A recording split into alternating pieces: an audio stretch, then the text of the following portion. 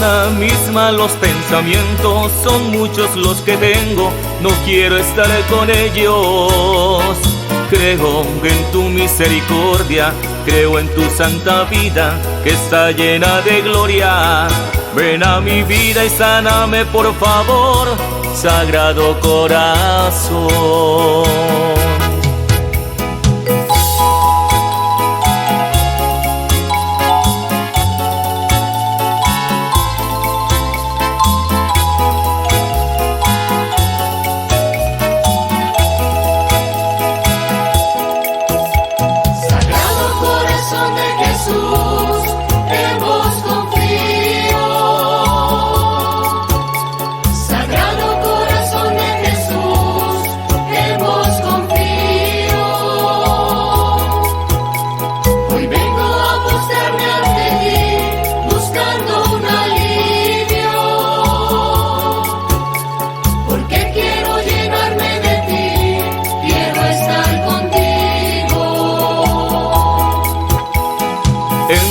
En nuestros corazones y llénalos de gracia como un jardín de flores. Eres nuestra esperanza viva, el justo entre los hombres, amor de los amores. Eres mi Dios, eres mi gran ilusión, Sagrado Corazón.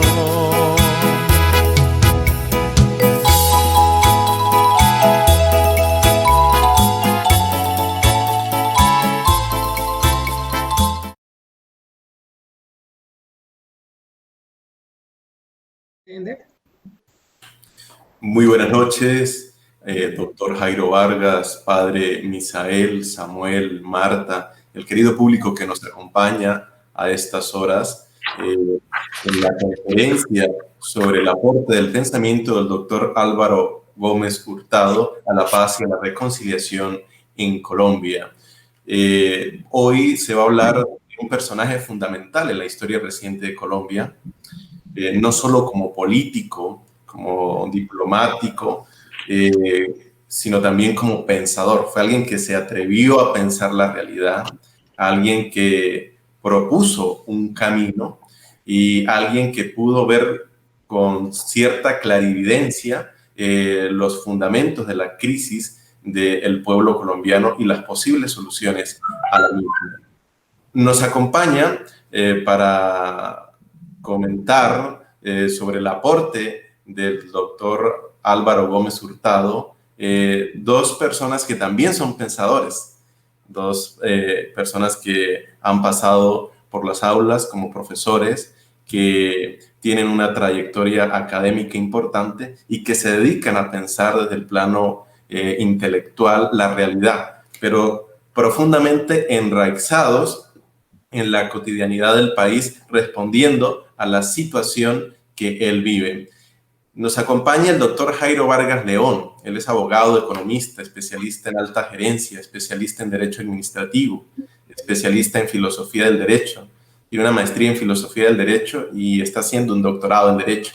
Es docente universitario por más de 20 años en programas de pregrado y posgrado. Docente en la maestría en administración pública territorial de la ESAP, en las sedes territoriales del país donde se imparte este programa. Docente en la maestría de ordenamiento territorial de la USTA Bucaramanga, director de proyectos de consultoría y capacitación en los entes territoriales, en los programas de cultura ciudadana, espacio público, ordenamiento territorial, planeación, contratación estatal, políticas públicas y seguridad ciudadana. Durante más o menos 20 minutos, el doctor Jairo Vargas León nos dará su visión sobre el aporte de Álvaro Gómez Hurtado a la paz y la reconciliación en Colombia, y luego proseguirá el doctor Misael Mesa, nuestro párroco, durante otros 20 minutos, media hora, dando también su aporte, su visión sobre este pensador y político colombiano, del cual recordamos ya en sus 25 años de asesinato. Y luego pasaremos a la sesión de preguntas. Doctor Jairo, muy contentos de tenerle hoy con nosotros, interesados en el aporte que va a realizar y con muchos ánimos y muchas ganas de escucharle. Bienvenido, doctor. Gracias, buenas noches para la comunidad de la Parroquia del Sagrado Corazón de la ciudad de Bucaramanga, para los organizadores de este evento, para mis distinguidos panelistas que nos acompañan en la noche de hoy. Es un gusto compartir con ustedes una serie de reflexiones sobre una persona controvertida, interesante, cuya vida está llena de una riqueza biográfica, conceptual, fáctica, de la dimensión de un hombre como lo fue Álvaro Gómez Hurtado en Colombia. Hace escaso un mes fijé en mi página de Facebook una pregunta. Si viviera Álvaro Gómez, ¿creería usted que hubiera sido un actor importante para el proceso de paz en Colombia? Hubo diversas opiniones allí sobre la figura controversial de Álvaro Gómez, pero la mayoría coincidió en un elemento que ha sido latente en la vida de Álvaro Gómez, en lo que marcó su vida activa y política en las 2 últimas décadas fundamentalmente. Y es un acuerdo sobre lo fundamental. Era su lema, era su concepción, era su propuesta para el país. Pero hablar de ello es importante, en primer lugar, situar un contexto. ¿En qué contexto se desarrolló la vida de Álvaro Gómez? Álvaro Gómez dijo en sus inicios: soy un periodista y casi nada más que eso. Tenía una pasión profunda por el periodismo. De hecho, inició su labor como periodista en el periódico El Siglo, periódico fundado por su padre, Laureano Gómez, y allí hizo todas las labores de oficio. Era traductor, entre otras cosas, porque Álvaro Gómez, su bachillerato, tuvo la oportunidad de hacerlo en varios países. Estuvo en Argentina, estuvo en Alemania, estuvo en Inglaterra.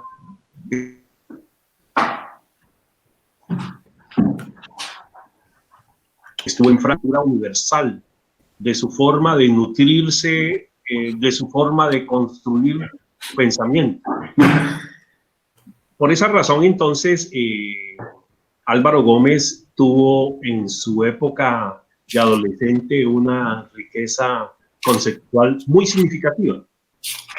Pero rescatando su labor como periodista, se encontró con un primer evento violento, y fue el Bogotazo. En la época de 1950 le tocó asilarse su familia, su padre, sus hermanos.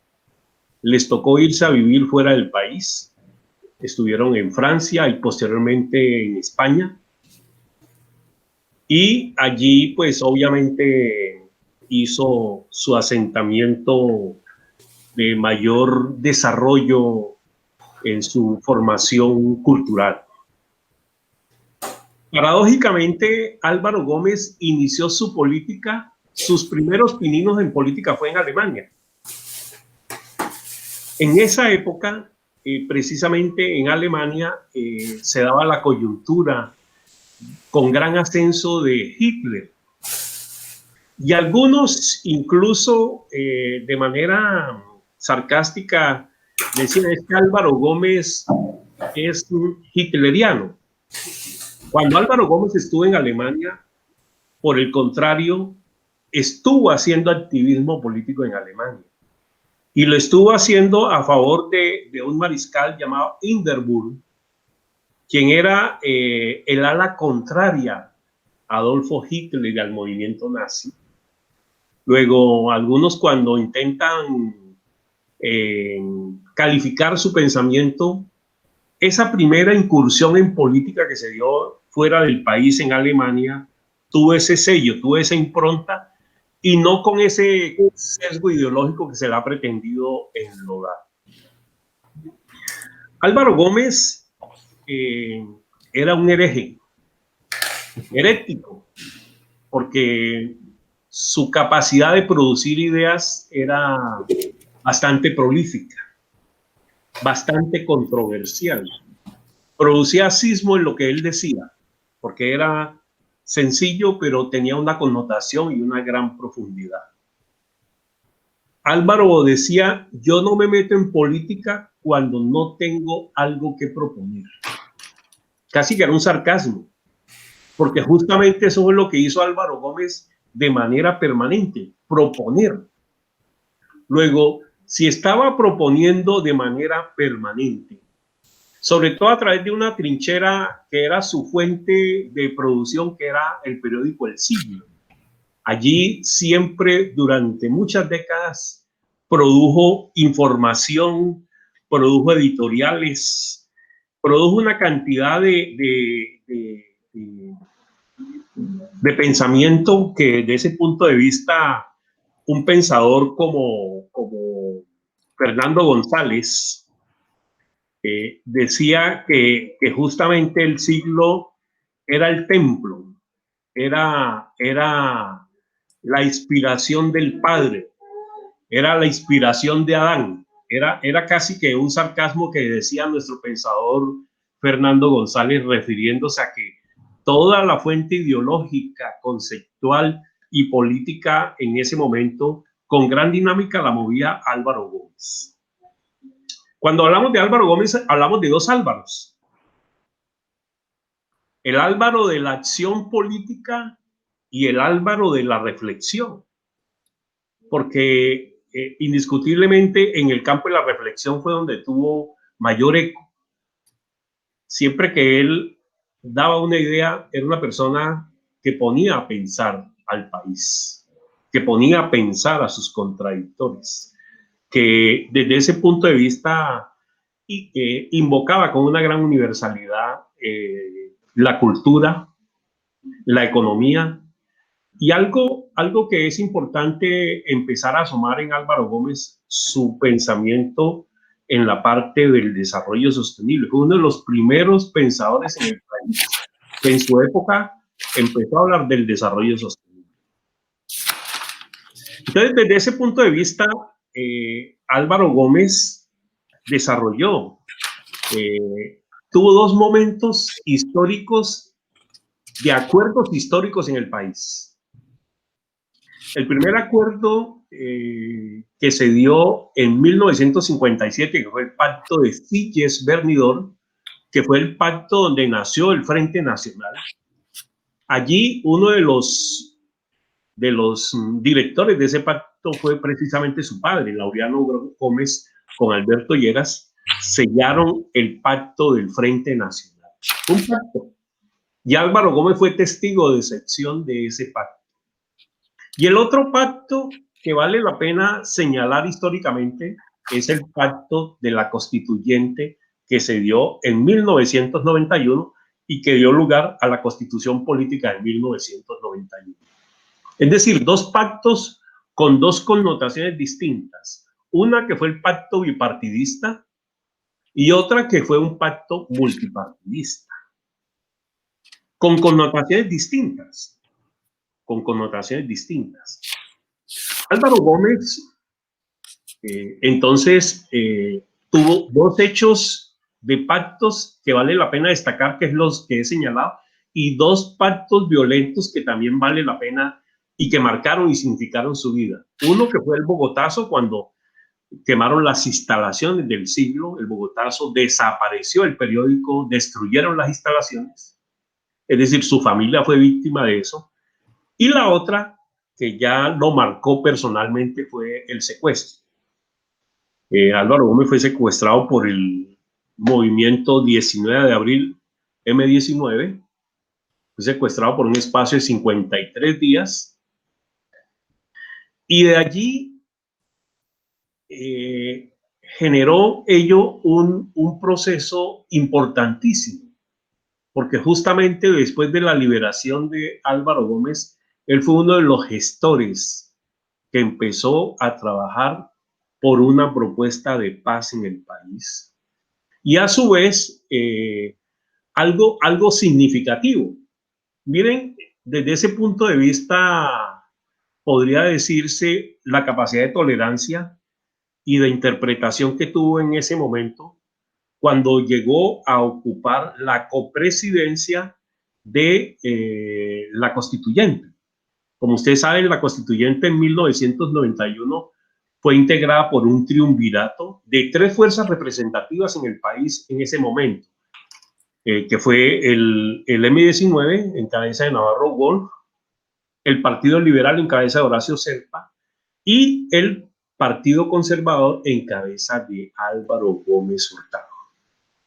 Entonces, en ese entonces, la presencia de Álvaro Gómez aquí como copresidente fue un ejercicio de tolerancia política muy importante, porque era la presencia de una fuerza insurgente significativa, actuante, como era el M-19 en su momento, y la fuerza de unos sectores institucionales que tenían su prevención y que tenían un cuestionamiento frente a eso. Pero fue un buen ejercicio y un buen laboratorio político para hacer una construcción de un proceso de cultura política distinta al proceso bipartidista que se había dado en el país. Y entonces, cuando se nos pregunta y cuando examinamos cuál es el aporte de Álvaro Gómez en eso que se llama el acuerdo sobre lo fundamental, hay que decir que previo a su participación en la constitución en la constituyente, hubo también una participación muy significativa de Álvaro Gómez en el gobierno de Belisario Betancur en el proceso de paz. Como ustedes saben, el proceso de paz empezó con una expectativa, con una esperanza, pero desafortunadamente no había una madurez política en el país para entenderlo y sucedió el hecho nefasto como fue la toma del Palacio de Justicia que acabamos de conmemorar recientemente la semana antepasada y el proceso de Betancur pues obviamente fue muy efímero. Lo único que se logró allí impulsar que fue significativo fue la elección popular de alcaldes, el acto legislativo que dio lugar a la elección popular de alcaldes y del cual Álvaro Gómez fue un visible promotor, alentador de esa iniciativa. Y lo traigo a colación porque justamente cuando se da la constituyente y se consagra la constitución política del 91, allí vuelve un proceso de elección importante que es la elección popular de gobernadores y del cual uno de los visibles promotores de esa elección popular de gobernadores fue Álvaro Gómez Hurtado.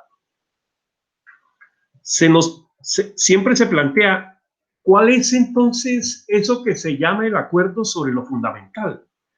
¿Cuál es el significado? ¿Cuál es el alcance de una propuesta que hoy tantos sectores políticos, incluso marcados en lo que se conoce como el centro, o la derecha o la izquierda, hablan en el país del acuerdo de lo fundamental, que desde hace muchas décadas ya lo había planteado Álvaro Gómez Hurtado en esa propuesta.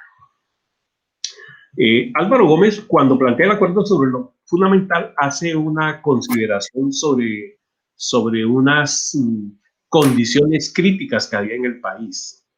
Una, el tema de la drogadicción, el tema de las drogas. Era un tema que desde ese punto de vista fue uno de los opinadores que planteó que justamente el país debía considerársele como víctima y había que rescatar eso dentro del escenario internacional, cómo se nos había estigmatizado como un país que producía y comercializaba, pero que a su vez, paradójicamente, éramos las víctimas de ese proceso. Y él fue uno de los pensadores que planteó eso como un elemento que desde el punto de vista internacional siempre se nos ha indicado como el país productor y casi como el país victimario, cuando lo que realmente somos es un país víctima desde ese punto de vista. Y otro elemento importante que él planteaba, él tenía una postura ética importante.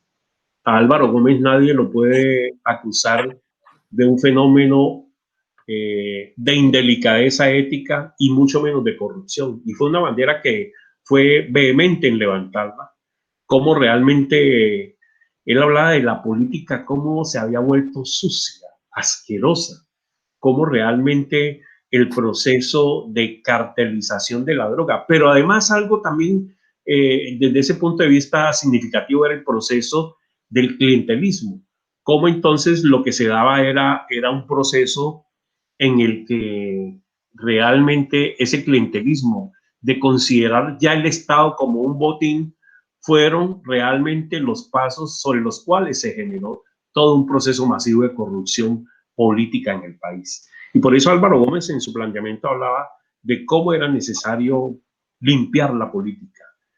Y sobre todo otro elemento muy importante en el tema de la justicia. Álvaro decía, hemos llegado a una situación tan escandalosa, tan paradójica, que el sistema de justicia que se administra en Colombia pareciera que fuera administrado por el bando de los criminales. ¿Sí? Y entonces, cuando hablamos del acuerdo sobre lo fundamental, él hablaba de la importancia de rescatar la justicia, de rescatar la legalidad, porque justamente construir la legalidad, respetar las reglas del juego, respetar los acuerdos, hace parte de una postura ética que la sociedad necesita desde ese punto de vista construir. Él retomaba mucho la experiencia de Inglaterra acerca de el acuerdo de lo fundamental, que era un acuerdo más allá de lo partidista.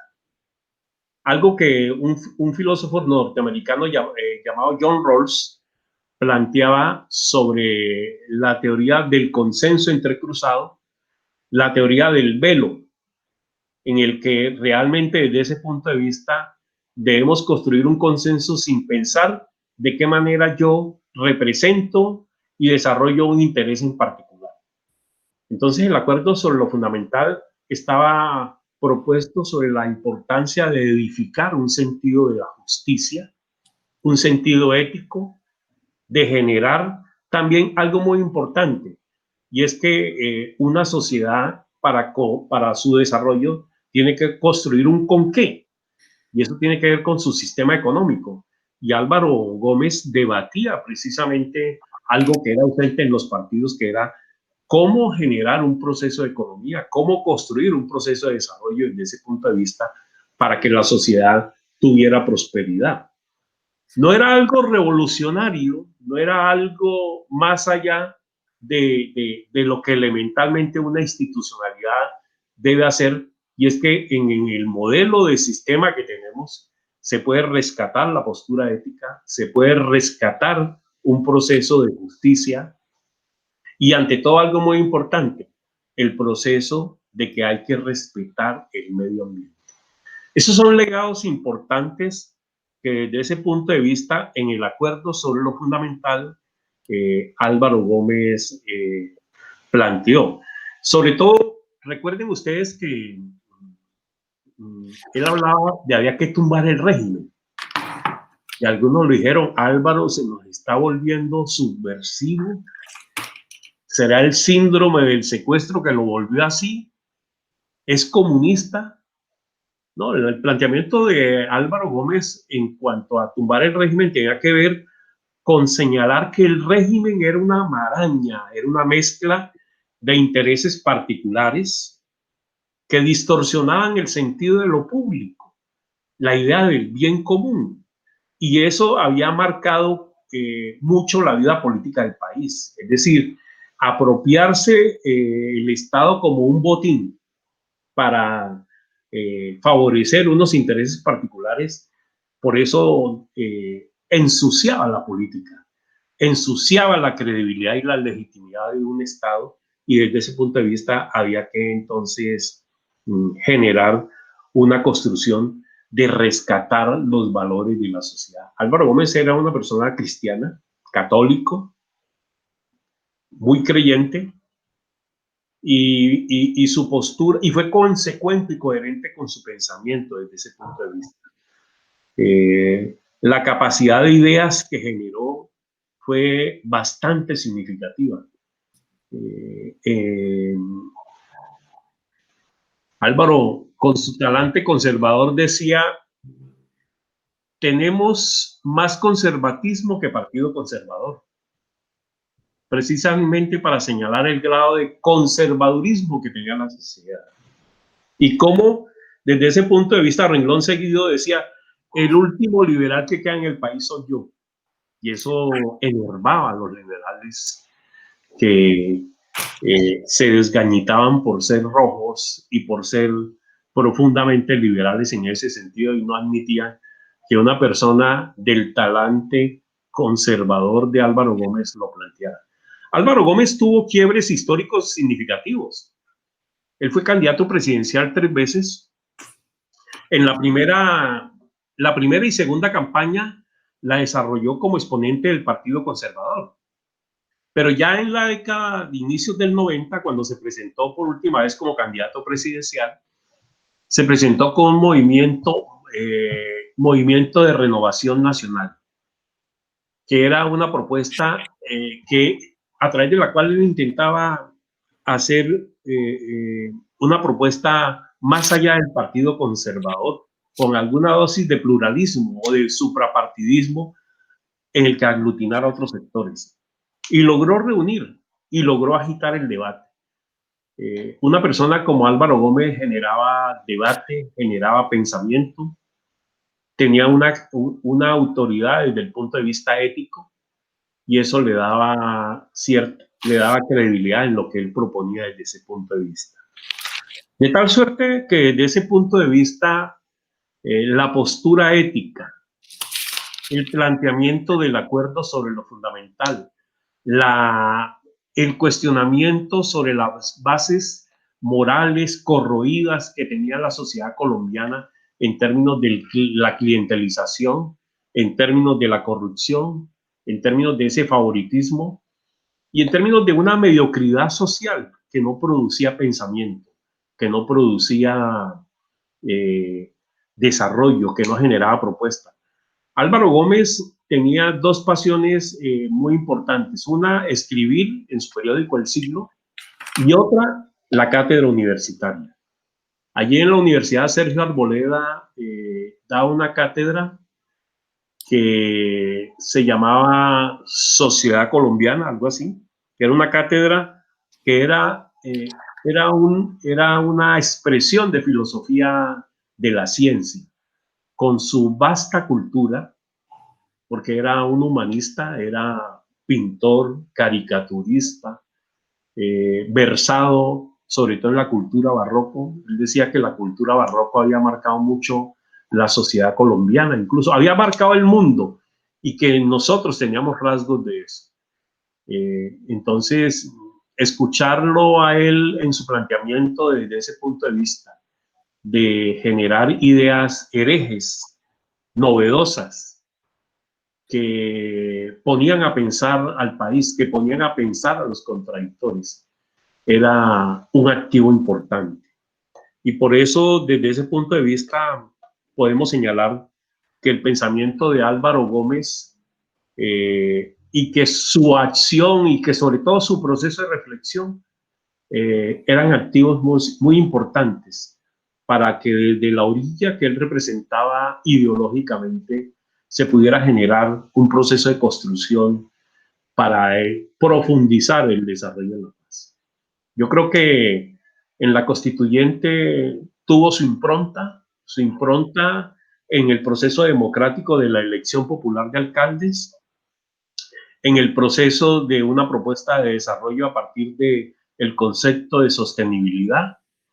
Él también tenía un planteamiento sobre la autonomía del Banco de la República y sobre el régimen fiscal. Y, por supuesto, consideraba que la paz era un activo indiscutible para el país. Por eso creo que la satanización y la ideologización que se hizo de su figura fue un proceso injusto en cuanto a lo que él representaba políticamente. A él se le marcaba mucho, sobre todo en el proceso electoral, con una frase hijo de Laureano sale pintado. Y era reducir la dimensión que tuvo él como pensador, como constructor de propuestas, como un símbolo político que era respetable y que siempre había que escucharlo en los escenarios donde estuviera, bien desde la trinchera de su periódico El Siglo, bien desde la cátedra o bien desde su papel como senador. Álvaro Gómez ocupó su primer cargo en Colombia, fue concejal de Engativá, donde allí estuvo Alfonso López Michelsen, Julio César Turbay Ayala, y después escaló a otros escenarios como representante a la Cámara, como senador, estuvo más de 2 décadas como senador de la República, embajador en varios países. Total que todo ese proceso le dio una madurez de que, en primer lugar, a él se le marca cuando él planteó un concepto de las repúblicas independientes en el proceso de la década de los 50. Y casi que eso lo marcó mucho. Y desde ese punto de vista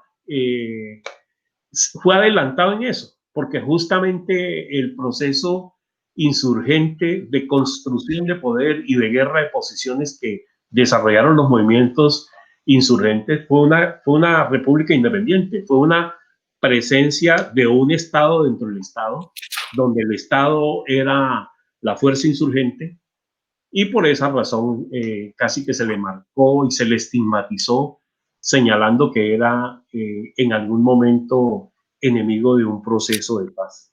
Creo que entonces, con la complejidad que tiene, con la cantidad de ideas que propuso, de iniciativas, con la riqueza conceptual que siempre exhibió, creo que es un activo histórico importante que la historia debe darle su propia dimensión en cuanto a su propuesta como constructor de una forma de pensar el país, y que en ese sentido, cuando construimos democracia, cuando construimos un proceso de paz, todos debemos caber en él. Por eso ha sido un cisma los hechos recientes en donde las FARC se atribuyeron su muerte. Sobre ello no vamos a hablar, sino vamos a hablar del Álvaro, que era importante para el proceso, y cómo algunas ideas importantes del acuerdo sobre lo fundamental siguen teniendo vigencia en Colombia.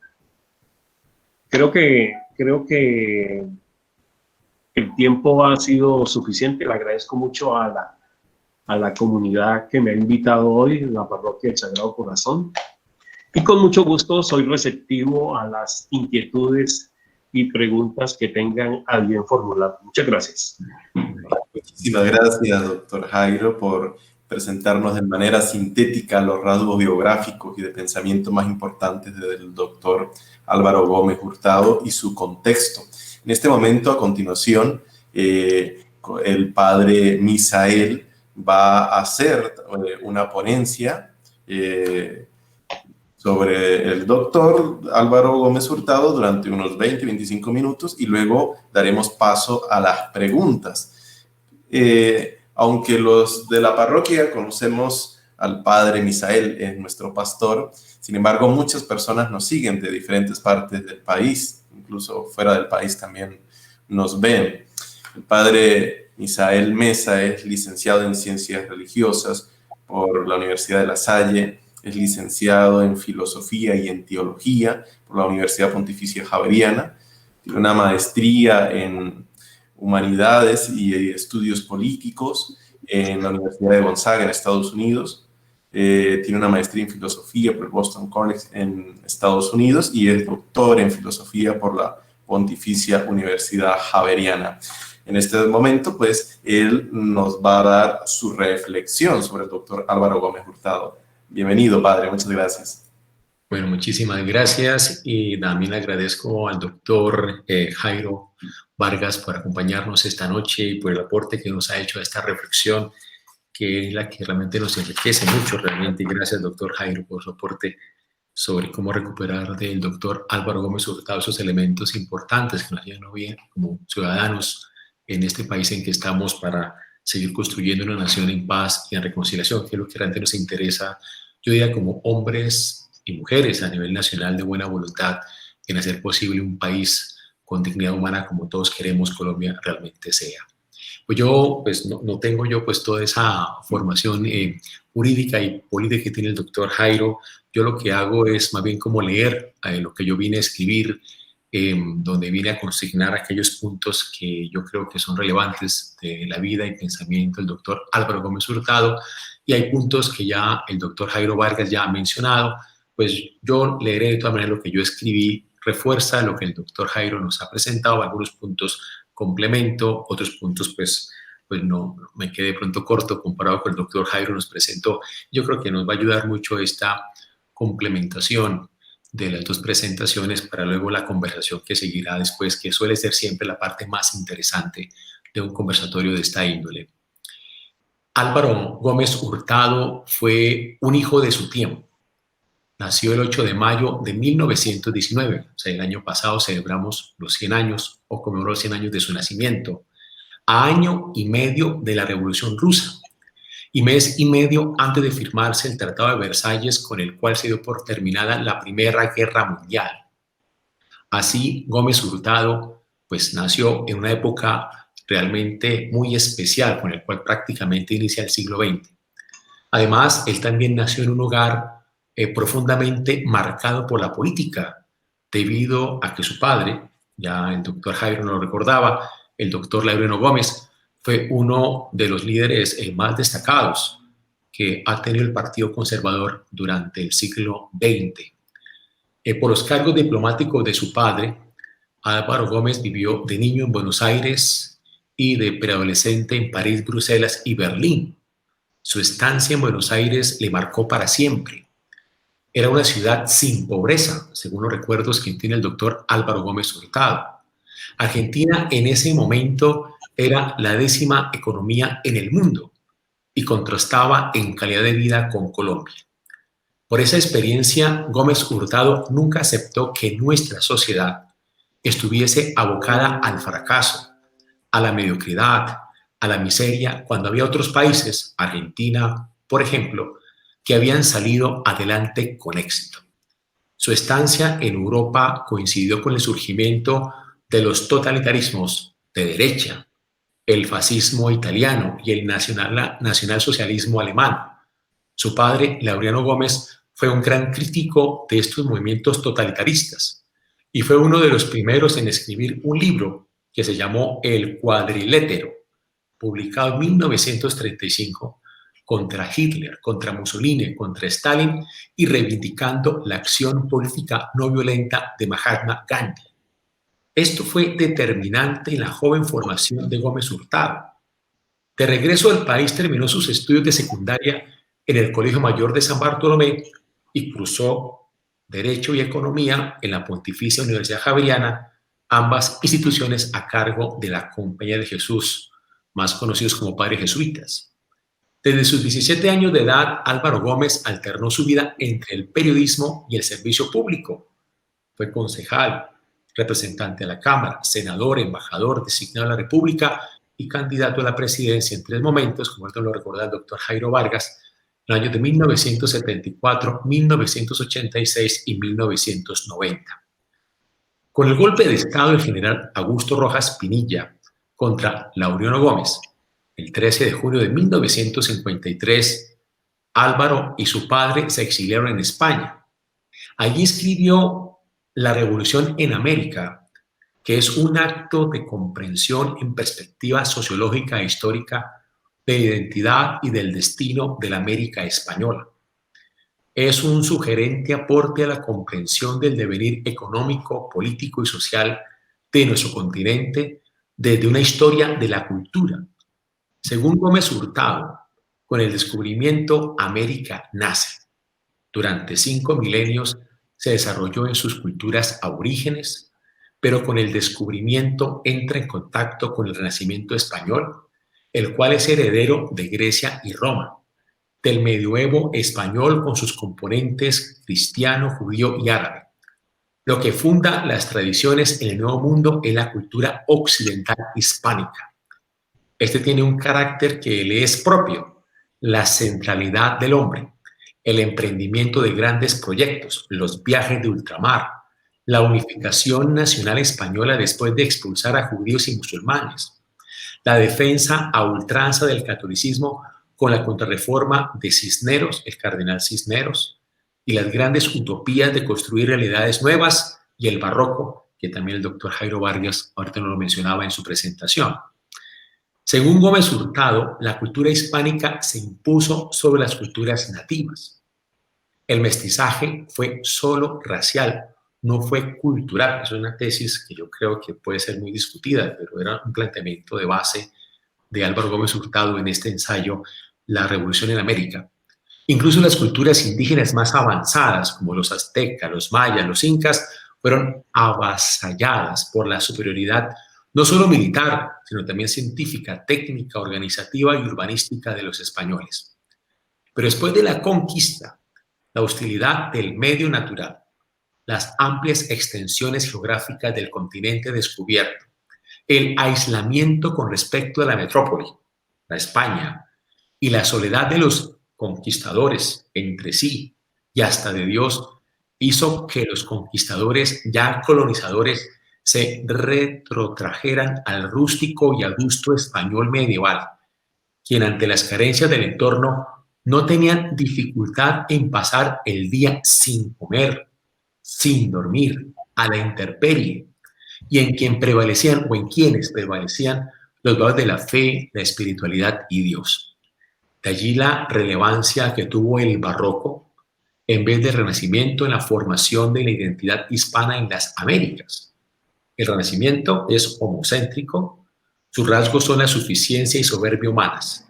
El hombre todo lo puede. En cambio, en el barroco se exalta la fe, la espiritualidad, el misterio que trasciende al hombre. Pero el barroco hispanoamericano distó del español en que en España el barroco fue en la contrarreforma una respuesta a la reforma protestante, una antítesis, mientras que en América el barroco fue una afirmación de la fe católica en sí con toda su exuberancia y amplitud, sin ser una respuesta a nada, es decir, una tesis.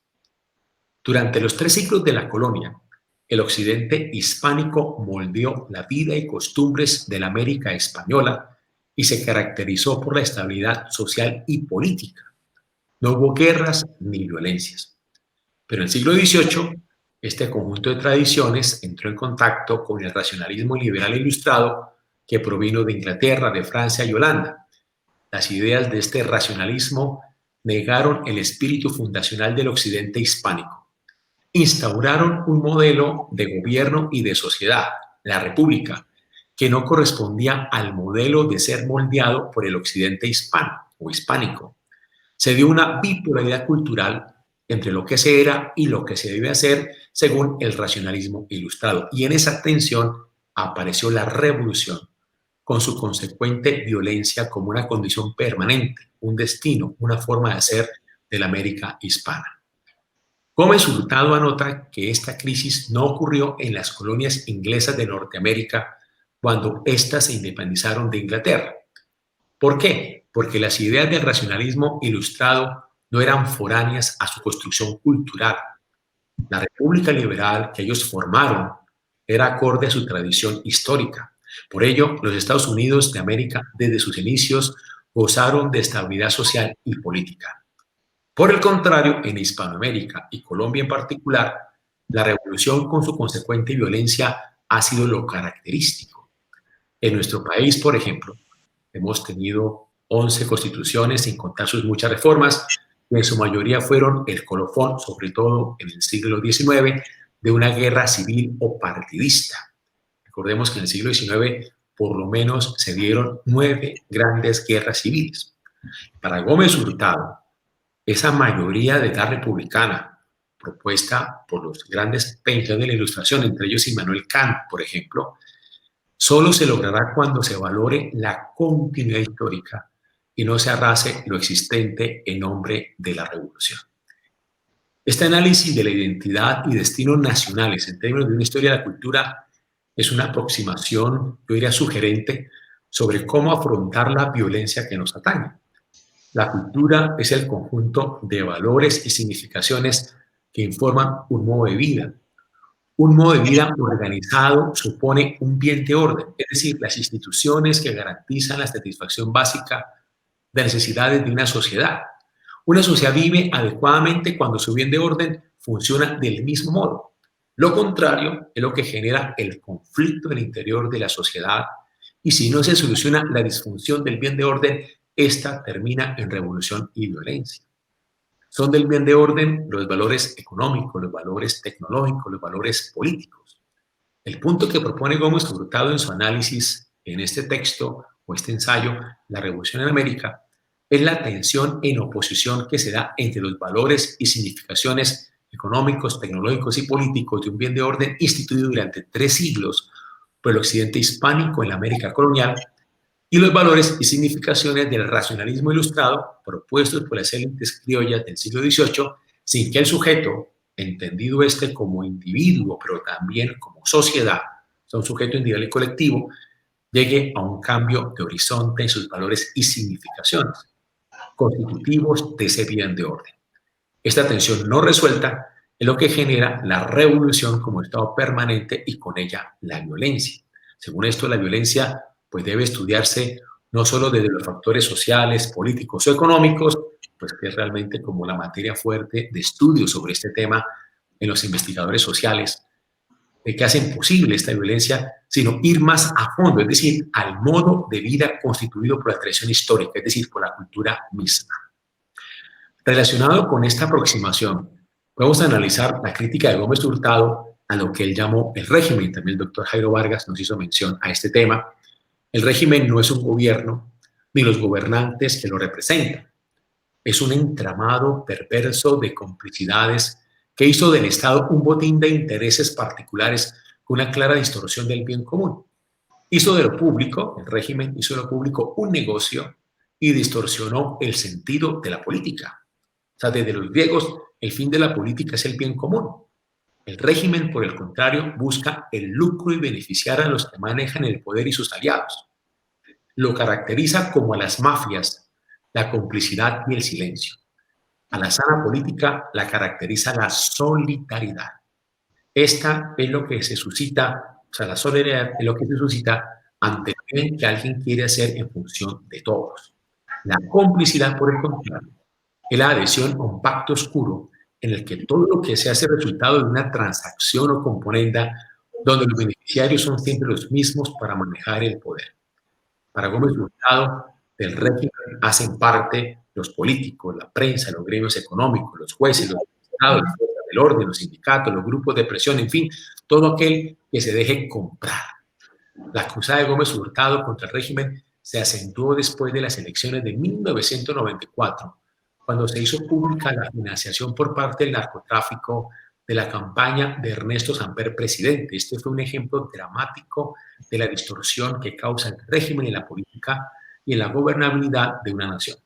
Pero para Gómez Hurtado, el tema central no era el narcotráfico, sino el régimen que lo hizo posible. Otro aporte a la paz en Gómez Hurtado lo podemos ver en lo que desencadenó su secuestro y liberación por parte del M-19. Ya el doctor Jairo también nos habló del tema.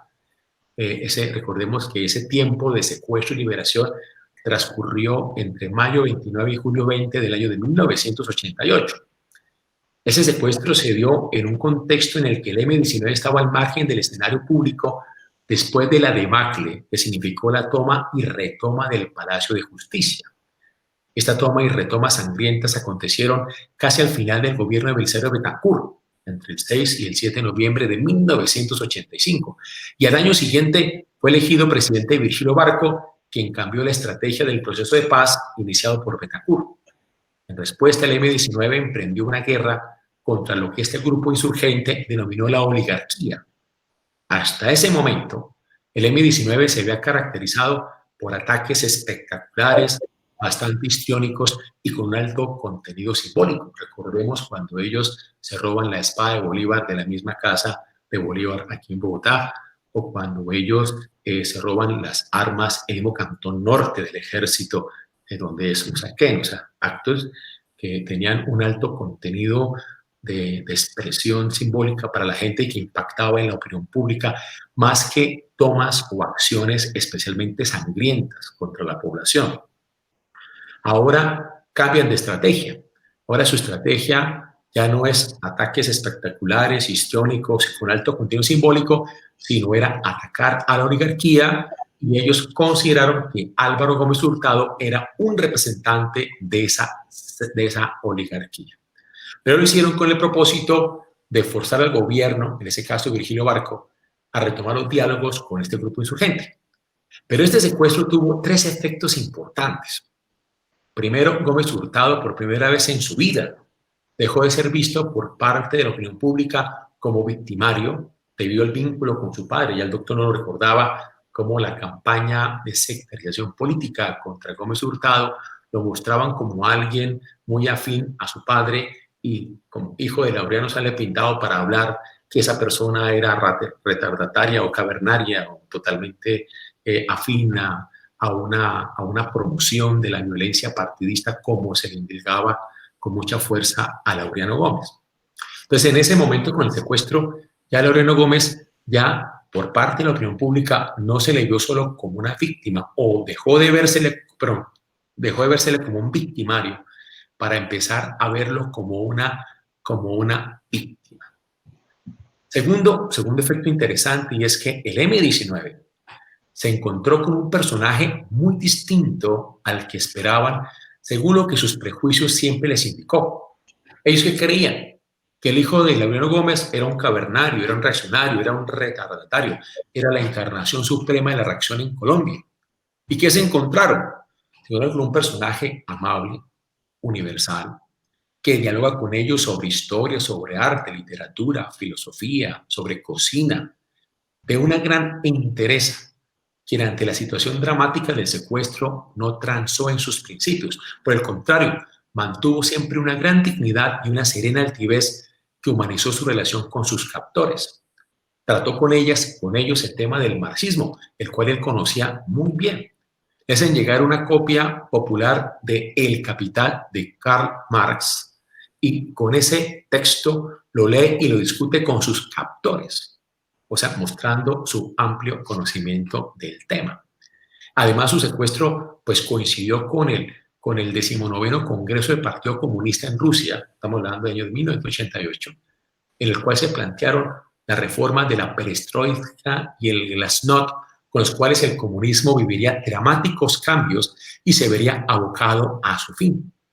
Gómez Hurtado estaba convencido de que lo iban a matar y conversaba con sus captores acerca de que le parecía natural que él y el comunismo, que habían nacido al mismo tiempo, también murieran al mismo tiempo. Recordemos que él nació año y medio después de la Gran Revolución Rusa, especialmente lo que se dio en octubre del año 1917. Todo esto hizo que sus captores vivieran con él una especie de síndrome de Estocolmo, pero al revés. Se fascinan con Gómez Hurtado. Y el tercer efecto que trae el secuestro y liberación de Gómez Hurtado es que hizo posible que se abrieran de nuevo las puertas por parte del gobierno Barco y el M-19 para reiniciar un proceso de paz que culminó exitosamente el 9 de marzo de 1990. Este grupo insurgente dejó las armas y formó el movimiento político Alianza Democrática M-19, con el cual se presentó a la campaña presidencial de 1990. Pero hubo otro efecto, o digamos un cuarto efecto, y es que la liberación de Gómez Hurtado y el proceso de paz con el M-19 promovió la constituyente de 1991.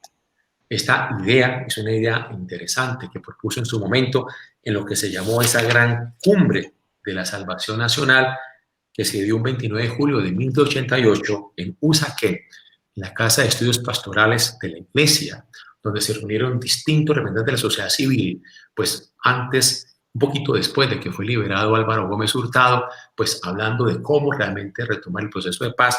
Bernardo Jaramillo Ossa, en ese momento líder del OP, él propone en ese momento pues la conveniencia de lograr convocar al constituyente primario, que es el pueblo como tal, para que de alguna manera a través de un referendo o un plebiscito pudieran el mismo pueblo manifestar el deseo de llegar a una una reforma de la Constitución de 1886 y dar vía libre a los cambios que se necesitaban para poder garantizarle al país en esos momentos los cambios sociales, políticos y económicos que pudieran llevar a una salida negociada y política del conflicto que vivía Colombia, pero también otros tantos problemas que existían como el narcotráfico y la corrupción política que ya el doctor Jairo Vargas nos ha mencionado. Entonces también la liberación, el contexto del secuestro y liberación de Álvaro Gómez Hurtado también tuvo como un efecto el proceso con el cual se terminó promoviendo la constituyente del 91 y la nueva Constitución Nacional del 91. Y a esta constituyente pues llegaron el otrora M19 con Alianza Democrática M19 y Álvaro Gómez con el Movimiento de Salvación Nacional. Ambos grupos políticos agruparon en ese momento el 42% de los constituyentes y trabajaron en conjunto para darle a la Constitución del 91 la evolución, desarrollo, forma y contenido que llegó a tener, yendo en un sentido distinto a las aspiraciones sobre la misma del gobierno de César Gaviria y del Partido Liberal. Es significativo y de gran enseñanza para hoy cómo los otrora secuestrados y secuestradores trabajaron en conjunto para darle a la Constitución del 91 su carácter abierto, pluralista y democrático. Sobre la participación del Movimiento de Salvación Nacional en la Constituyente es conveniente destacar 2 puntos. Primero, su lista de constituyentes fue amplia y estructurada.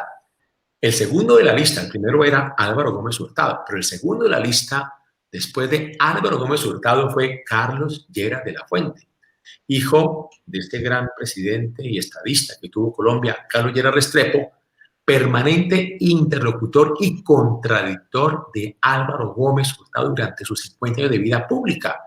Álvaro Gómez escoge al hijo, ¿no?, para que sea el segundo en la lista del Movimiento de Salvación Nacional en la Constituyente. Pues cuentan las anécdotas que le preguntaron recién nominado y que él aceptó ocupar ese segundo puesto en la lista del Movimiento de Salvación Nacional en estas elecciones para la Constituyente del 91. Le preguntaron a Carlos Lleras de la Fuente qué opinaría su papá al saber que él, ¿no?, el hijo de quien fue tan gran contradictor de Álvaro Gómez Hurtado, hiciera parte de esa lista. Entonces, que él le dijo, o él contestó a los periodistas, que él era suficientemente grande para pedirle permiso al papá. Bueno, eso es una cosa como curiosa de la situación.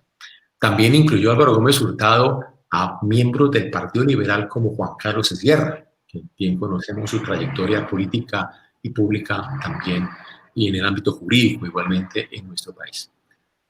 Un segundo aspecto interesante de la participación del Movimiento de Salvación Nacional en la Constituyente fue que él se preocupó por el tema de la justicia, y el doctor Jairo Vargas ahorita nos lo mencionaba en su presentación, y la inclusión de varias propuestas institucionales que había estado planteando por décadas.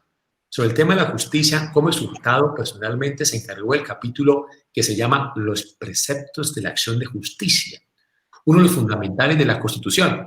En él se estipulan los principios que deben regir la administración de justicia en Colombia, como la universalidad, la transparencia, la prevalencia del derecho sustancial para que los procesos no estén por encima de lo justo, la seguridad jurídica, la celeridad, la gratuidad, la responsabilidad, la equidad, la autonomía e independencia y el debido proceso. Otro dato curioso que nos enseña mucho hoy, este capítulo lo trabajó Álvaro Gómez Hurtado en conjunto con un exguerrillero del EPL, Jaime Fajardo Landaeta. Manos que se encontraban, se saludaban y se aunaban en un mismo anhelo. Así lo escribió un reportero de la época. Pero también Gómez Hurtado se preocupó por proponer instituciones necesarias para una adecuada ejecución de la justicia y la administración pública. Primero, la Fiscalía General de la Nación. Gómez Hurtado tenía la obsesión de que el Estado se pasara al sistema penal acusatorio con el cual se pudiera perseguir el crimen y superar la paquidérmica pasividad del sistema penal hasta ese momento. Segundo, el doctor Jairo nos lo mencionó, el Ministerio del Medio Ambiente como fruto de su continua preocupación por el tema ambiental.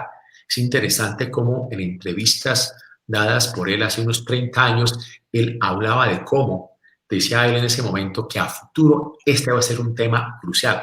Él decía más o menos así: En este momento, hace 30 años, pues la gente no se da cuenta que estamos destruyendo el país y destruyendo el planeta. No se está dando cuenta. Pero más adelante, decía él, cuando ya nos demos cuenta o se den cuenta, vamos a ver lo importante que es ese tema. Pero él ya 30 años atrás ya estaba proponiendo el tema ambiental, el tema del cuidado sostenible de nuestra casa común con Papa Francisco. Ahora muy bellamente nos lo va a recordar. Un tercer elemento, también ya nos lo recordó ahorita el doctor Jairo Vargas, el Consejo Nacional de Planeación. Un Estado con precariedad de recursos debía planear efectiva y responsablemente su intervención en el desarrollo económico sin dar lugar a la improvisación, ni al azar, ni a la ejecución de proyectos fallidos. A la paz fue el principio que él llamó un acuerdo sobre lo fundamental.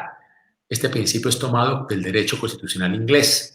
Se define básicamente como la condición con la cual una democracia funciona y que permite un debate ideológico en torno a la vida en sociedad. Lo componen los supuestos básicos en los que hay consenso para que las ideas mismas de sociedad y de Estado sean funcionales. Este principio fue su bandera en la campaña presidencial de 1990, junto con el lema "que no maten a la gente para volver a vivir". Repito el lema, que no maten a la gente para volver a vivir. Su símbolo fue el arco iris. Él quiso representar todas las fuerzas sociales y políticas llamadas a convivir, a confluir en armonía, reconociendo las diferencias, aún las más profundas, pero avanzando hacia un mismo objetivo, sin matarse, sin negar, al contrario, la existencia ni la dignidad de la razón. Con el acuerdo sobre lo fundamental quiso Gómez Hurtado hacer ver que solemos discutir sobre fenómenos diversos y complejos, pero sin definir qué es lo fundamental ni con seriedad ponerse de acuerdo sobre ello. En la campaña de 1990, Gómez Hurtado propuso varios puntos con ese fin. Primero, la justicia. Colombia vive una alta impunidad y mientras no se supere la impunidad, Colombia no encontrará el camino hacia el desarrollo. Segundo, el desarrollo, entendido no solo como crecimiento tangible en sí mismo, sino también orientado a hacer de Colombia un país más equitativo y justo. Y tercero, el respeto a la vida, y de allí su lema, que no maten a la gente para volver a vivir. Si bien Gómez Hurtado no ganó la presidencia en 1990 con su movimiento por la Salvación Nacional, se obtuvo la tercera votación más alta para la Asamblea Constituyente de 1991 y junto con Antonio Navarro Wolf y Horacio Serpa, copresidió la dinámica de la Asamblea y pudo plasmar en ella su propuesta de un acuerdo sobre lo fundamental, una constitución política y de por sí un acuerdo sobre lo fundamental en un país. Y finalmente hago dos breves comentarios sobre lo que Gómez Hurtado pensaba sobre el narcotráfico y los diálogos de paz. Así que el narcotráfico, ya el doctor Jairo Vargas también ya no lo mencionó, Gómez Hurtado fue un pionero sobre su análisis de las responsabilidades que cabían en los países consumidores en el tema del tráfico de las drogas. Al comienzo de los años 70, la lucha antidrogas enfatizaba la responsabilidad en los países productores. A Colombia, por ejemplo, se le culpaba de la adicción de quienes consumían la droga en los países compradores. Gómez Hurtado en sus análisis mostró que el poder corruptor residía en la capacidad de ingreso y gasto que tienen los consumidores en los países de destino del tráfico de drogas, el cual es muy superior al de los países productores. Y esta desproporción impacta negativamente en los países donde se produce la droga, distorsiona la justicia, lo público, el Estado, que hace crecer el conflicto. Y no qué decir de la cantidad de gente que es asesinada vilmente, de todos los estratos y posiciones sociales y cargos sociales y públicos que trae toda esta guerra contra el narcotráfico. El Colombia ha sido realmente un país que hemos evidenciado el drama de esta situación. Gómez Hurtado fue uno de los primeros en proponer con claridad que el problema del narcotráfico se soluciona con su legalización, ya que con la legalización se elimina la descomunal desproporción entre la capacidad de gasto de los países consumidores y la precariedad de recursos en los países productores.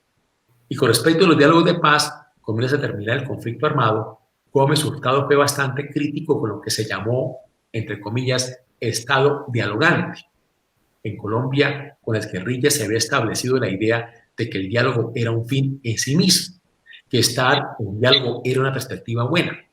Para Gómez Hurtado, si bien los diálogos son convenientes, no son un fin en sí mismo, sino un medio Con los diálogos se busca saber qué es lo que quiere el grupo insurgente en cuestión, entender cuál es su agenda a seguir y seguir unos compromisos reales con miras a desmontar esas estructuras de guerra.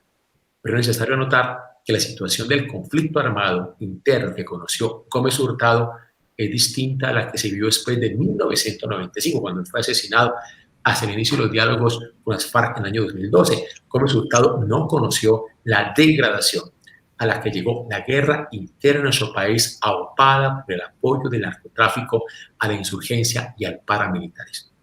Sin embargo, Gómez Hurtado apoyó decididamente el proceso de paz de Belisario Betancur.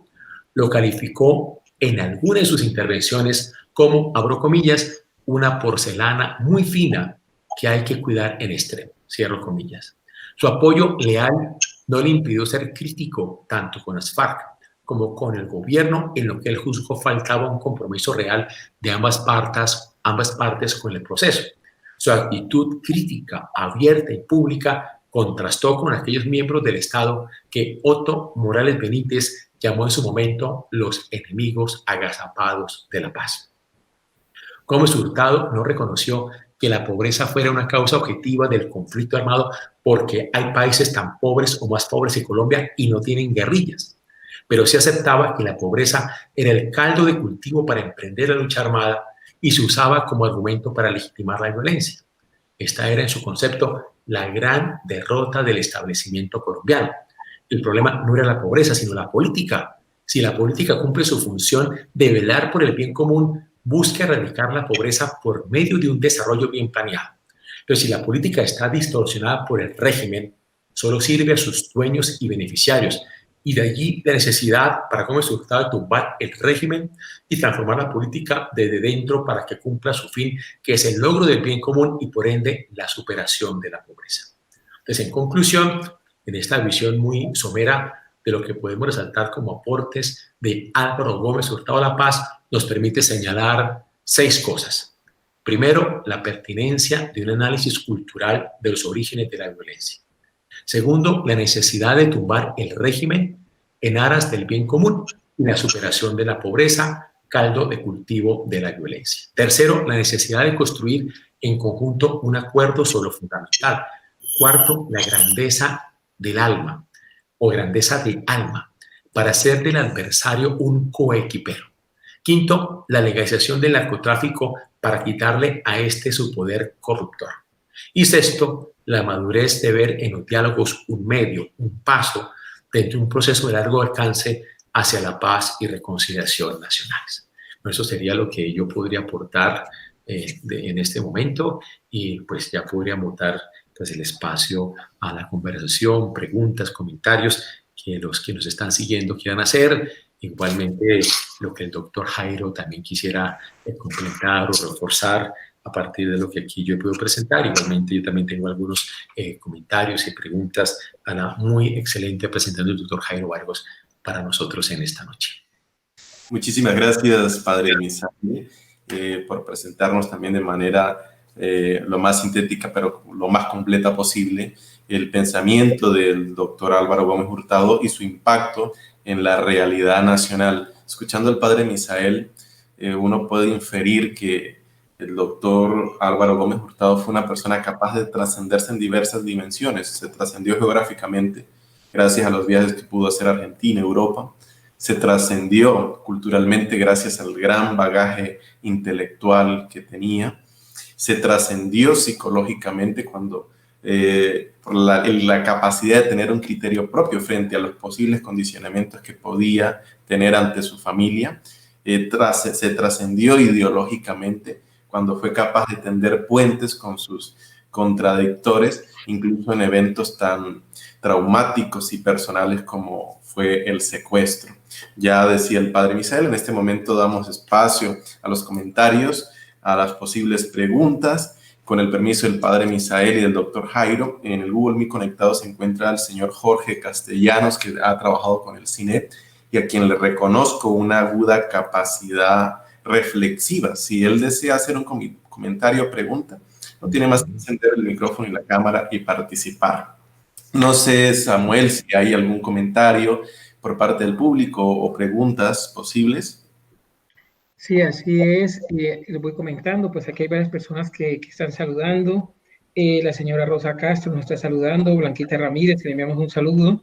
La señora María Teresa Rodríguez, Sarita Durán, Diana Yané Reina, al doctor Jairo desde Barranca Bermeja lo saluda, la señora Graciela Martínez también, Raquelita Dulceis, Ivano Correa, John Henry Velázquez nos dice muchísimas gracias, felicitaciones. Qué buen aporte, una iglesia con propuestas. La señora María Teresa Rodríguez de Pinilla nos dice gracias por sus aportes sobre un personaje ilustre de la élite intelectual colombiana, su obra, pensamiento y lo que dignifica su legado para las nuevas generaciones.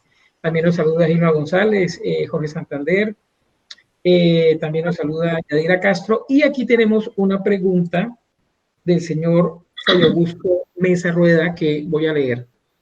Dice, gracias al doctor Vargas y al padre Misael por sus aportes. En estos días estamos viendo el drama de los campesinos que intentan vender a pérdida las cosechas de papa, mientras seguimos importando ese producto a precios subsidiados por otros estados. Álvaro Gómez mencionaba que la pobreza nacional y la pobreza en el campo están relacionadas y que la debilidad económica del país seguirá mientras se siga debilitando la actividad industrial como está sucediendo con los TLCs. ¿Qué nos pueden comentar o ampliar sobre ese pensamiento y reflexiones de Álvaro Gómez? Ahí está la pregunta de Fray Augusto Mesa.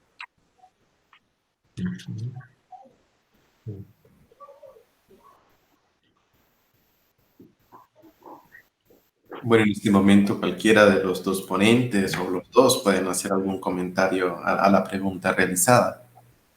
Sí, pues el doctor bien. Jairo lo mencionaba, yo pronto comentaría una cosa muy cortica y el doctor Jairo sin duda que podrá comprender mucho más. Una de las preocupaciones de Álvaro Gómez fue el tema del desarrollo. Ciertamente hay una cosa curiosa que a él lo trataban de retardatario en cuanto que en el año del 61 él se opuso a la reforma agraria de Alberto Lleras. Pero él criticaba esta reforma en cuanto que la veía como una reforma fisiócrata, es decir, creyendo que con darle una porción de tierra al campesino se solucionaba el problema. Y él veía con mucha claridad que no bastaba con darle al campesino una porción de tierra, porque el problema realmente no era el latifundio, el problema era el minifundio. ¿En qué sentido? En que no había, o sea, si no se daba junto con esa porción de tierra, no se daba transferencia tecnológica, insumos, créditos, vías de comercialización, toda una estrategia de manera que hubiera una planeación en la venta y en consumo de esos productos, lo que iba a hacer era generar mucha más pobreza de la que el campesino pudiera tener. Entonces, cuando Álvaro Gómez, lo poquito que yo conozco de este pensamiento, se le criticaba que él no quería ninguna reforma porque era una persona que defendía un sistema de statu quo, pues está desconociendo la preocupación que él tenía de que hubiera realmente reformas que contribuyeran realmente al desarrollo de la nación. Esta propuesta de Alberto Lleras fue una propuesta movida en su momento, pues en el concierto internacional debido al surgimiento de la Revolución Cubana en el año 59. Y claro, para poder contrarrestar estos movimientos así de corte comunista que propugnaban por una reforma de tierras, se busca en América Latina ciertas propuestas agraristas, pero de esta índole donde realmente no iba a la estructura del problema. Desde allí que Álvaro Gómez en eso haya sido especialmente crítico. Desde allí como su preocupación que no era el punto de hacer reforma agraria, sino el punto era de un desarrollo planeado en el cual los recursos que se puede tener el país logre promover a nivel nacional pues este desarrollo del campesinado, de la zona rural, ciertamente, y así poder dignificar su calidad de vida. No, pero seguro que el doctor Jairo podrá aportar mucho más a este tema. Las estadísticas nos muestran hoy que hace una década Colombia era un país con autosuficiencia alimentaria. Hoy, de 40 millones de toneladas de alimentos, importamos 12 millones de toneladas. lo cual significa que tenemos un serio problema de autosuficiencia alimentaria en el país. Y ello tiene que ver precisamente con el modelo económico que tenemos, en el cual precisamente se ha privilegiado el sector financiero por encima del desarrollo de la industria nacional y, por supuesto, del sector agropecuario. Podemos decir que en Colombia no hay política pública para el sector agropecuario. Y desde ese punto de vista hay una desarticulación que tiene que ver con la precariedad del desarrollo productivo, pero además también hay un esquema perverso que se dio desde el proceso de internacionalización de la economía. Cuando se dio el proceso de apertura económica, en Colombia se desmontó el Plan Vallejo, que era el plan a través del cual se subsidiaba a los productores agropecuarios del país. Entonces aquí creímos a pie juntilla el discurso aperturista, cero subsidios para el campo. Entre tanto, países de la Comunidad Económica Europea subsidiaban al sector agropecuario un 70%. Japón subsidia un 90% al sector agropecuario y la gran mayoría de países desarrollados sí tenían unos precios de sustentación para el agro. En esas condiciones, competir nuestros productores con la producción internacional era muy difícil. Pero a su vez, eso tenía que ver con calidad, tenía que ver con el fortalecimiento de los gremios.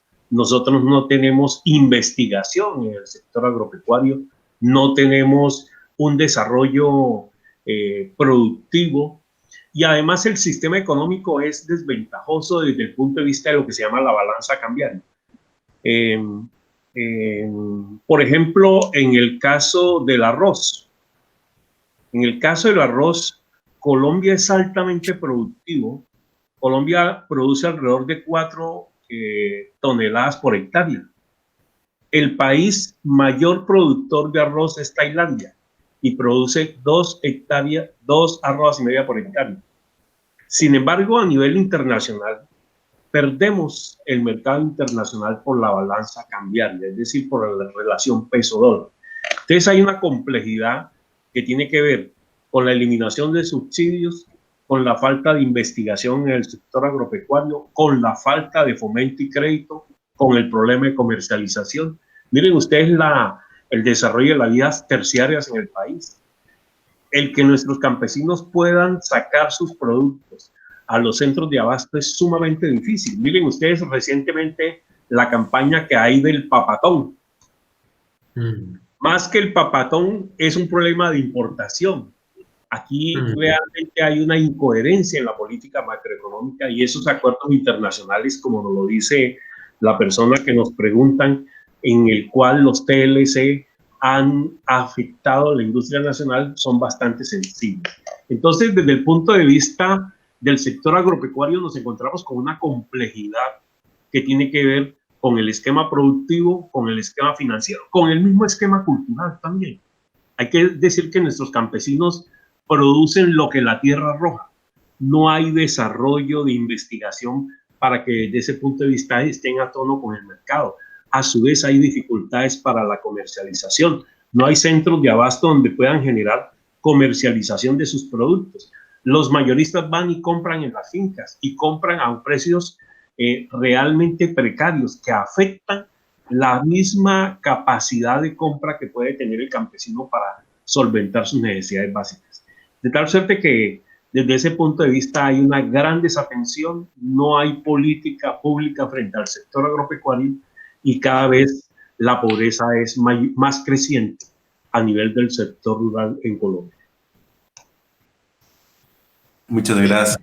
Agregar lo que el doctor ha dicho, es muy interesante recordar que el primer punto del proceso de paz con las FARC es sobre todo el tema del desarrollo rural integral.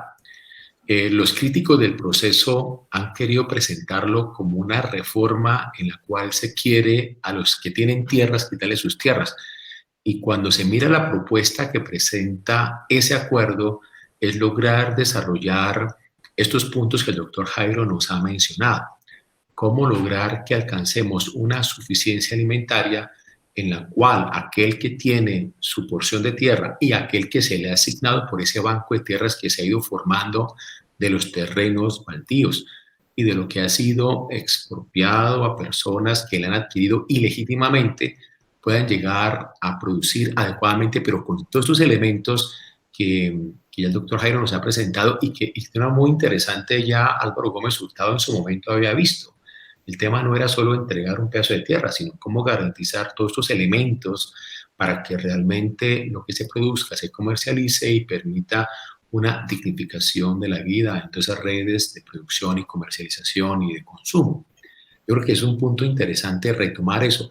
Y es que incluso los analistas del proceso de paz sí han acordado que independientemente de negociación con las FARC o no, son reformas que el Estado tiene que hacer, ¿no? Porque si no se hacen, vemos esto que se está viviendo ahorita con la papa, pero como también en los 90 se dio con el algodón, o luego se dio con el arroz, o luego se da con el maíz. O sea, también como se entiende un país como el nuestro, como Colombia, que tiene todos los niveles térmicos, que puede producir maíz, también está importando maíz. O sea, son cosas que realmente van mostrando que necesitamos un desarrollo rural integral con toda esa política agraria que el doctor Jairo nos ha recordado y que tenemos que trabajarla y proponerla y que el gobierno como tal la desarrolle y la implemente. Y nosotros, obviamente, como ciudadanos de pie, también aportando lo que nos toca para que eso sea posible.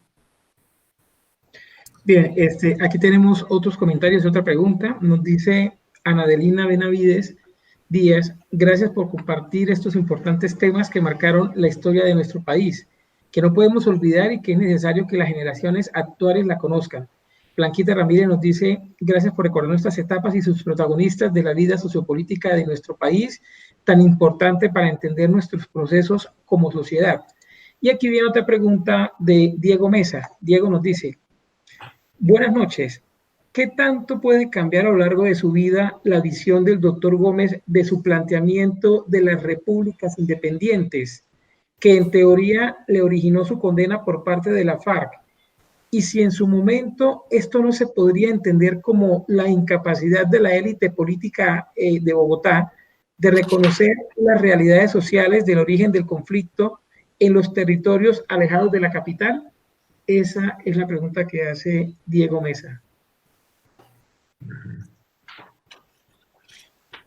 Bien, seguimos la misma dinámica de la pregunta anterior. Cualquiera de los dos puede responder. Efectivamente, cuando se dio el proceso de levantamiento campesino en Río Chiquito, en El Pato, Guayabero, que fueron los núcleos, que eran núcleos liberales, entre otras cosas, que posteriormente dieron el paso para constituirse en las primeras expresiones insurgentes de la FARC. Pues indiscutiblemente, frente al tema de la incapacidad de control por parte del Estado, frente al crecimiento de la protesta que había allí, Álvaro Gómez le dio el calificativo de repúblicas independientes. Y con eso se le satanizó como un enemigo de la paz.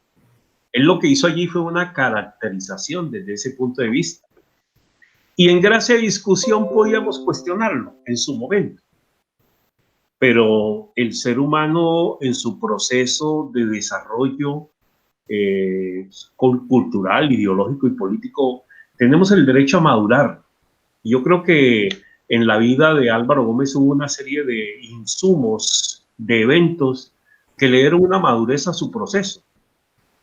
Y desde ese punto de vista, fíjese que a pesar de haber sido víctima del Bogotazo y del secuestro, fue una persona que en sus planteamientos, en sus consideraciones teóricas, nunca se le veía el odio hacia el contradictor, nunca usó ni siquiera un adjetivo para calificar al contradictor. Era una persona ética desde ese punto de vista, tenía un humor fino, indiscutiblemente, para hacer calificación de cualquier opositor desde ese punto de vista. Él era vehemente en su discurso porque era un convencido de su planteamiento y de la fuerza y convicción que tenía. Entonces, como lo decía el padre Misael, En su proceso de madurez política, Álvaro Gómez tuvo un acercamiento al proceso de paz, tuvo un acercamiento con las fuerzas insurgentes y en particular con el M-19, cuando tuvo su secuestro y cuando fue copartícipe en la construcción de propuestas de manera conjunta en la constituyente. De tal suerte que hay que mirar ese hilo conductor, que si bien es cierto pudo tener en su momento una posición confrontante frente al movimiento guerrillero, y desde el punto de vista de Estado era entendible, desde el punto de vista del establecimiento era entendible que había que confrontar a la subversión en su momento. Pero su papel, y ese es el elemento que hay que rescatar desde ese punto de vista, en el momento en que le tocó jugar en el proceso histórico, en el justo momento, se la jugó, fue coherente con ello y tuvo un aporte a ese proceso. Yo creo que eso es más enriquecedor, es más evidente, y desde ese punto de vista hay que darle la dimensión que tuvo al considerar precisamente una política de paz en torno a la confrontación y en torno al conflicto. Es interesante en el discurso que Álvaro Gómez Hurtado dio en el año 86, cuando lo nombran, eso fue en noviembre del 85 exactamente, el 23 de noviembre del 85, lo nombran candidato por parte del Partido Conservador para la contienda electoral de ese año, el 86. Es interesante cuando él habla del liberalismo, le reconoce al liberalismo el papel que ha tenido en la conformación junto con el Partido Conservador de la democracia colombiana. Y lo hace siempre en términos laudatorios, nunca despectivos, nunca, no. Y lo otro, cuando habla del adversario liberal, él colocaba el adjetivo amigo adversario liberal, lo cual hablaba de esa actitud incluyente por parte de Álvaro Gómez Hurtado. O sea, habla mucho de su talante humano. Mira, y no deja de llamar la atención en esa campaña del 86, que al final la terminó ganando Virgilio Barco. Recordamos nosotros, Virgilio Barco no aceptó ningún debate público con Álvaro Gómez Hurtado.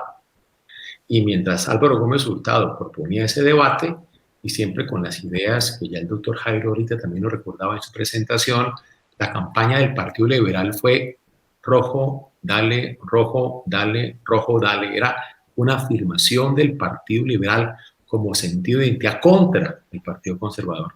Mientras que la política, por lo menos en lo que plantea Álvaro Gómez Hurtado, en lo que él planteaba en su discurso, siempre era como incluyente y de construir una participación colectiva con las fuerzas políticas, incluye ese liberalismo, lo cual hablan de posiciones bastante distintas. Pero vamos a la pregunta que hace Diego acerca de las repúblicas independientes. En lo que yo logro entender del tema era en el año 61. Eso pasó fue en el año 61, cuando él interviene contra este fenómeno de repúblicas independientes. Estamos pues ya en el tercer año del Frente Nacional, el primer gobierno que fue el de Alberto Lleras Camargo. Entonces ya hay un contexto muy distinto. ¿Y cuál es? Que el Frente Nacional, ya como lo explicó muy bien el doctor Jairo Vargas, pues ya fue un pacto de paz en el cual se buscó con un armisticio, en últimas, evitar o parar todo ese derrame de sangre que fue la gran violencia partidista que marcó la vida del país, y según algunos analistas, incluso del año de 1930. O sea, un solo dato para pensar, que entre 1930 y 1958, cuando comienza lo que es el Frente Nacional, estamos hablando ahí de 28 años, hay algunos cuentan allí cerca de 300.000 muertos. Entonces, el Frente Nacional, ya el doctor Jairo lo explicaba, en ese acuerdo que se dio entre Alberto Lleras Camargo, representando el Partido Liberal, y Laureano Gómez, allá en su exilio en España, en Benidorm y en Sitges, se busca un pacto nacional en el cual se evite ese derramamiento de sangre. Entonces, el Frente Nacional pues ya pretende que se acaben todas esas manifestaciones de violencia política que se dio durante la gran violencia partidista entre el año 30 y el año 58. Y en eso sí los analistas coinciden de que esa guerra fratricida fue responsabilidad de los líderes políticos de ambos partidos, de liberales y conservadores, tienen la misma grave responsabilidad, y los líderes de ambos partidos y la gente de la masa que participó de la misma responsabilidad y la grave responsabilidad de todo ese derrame de sangre que hubo en nuestro país.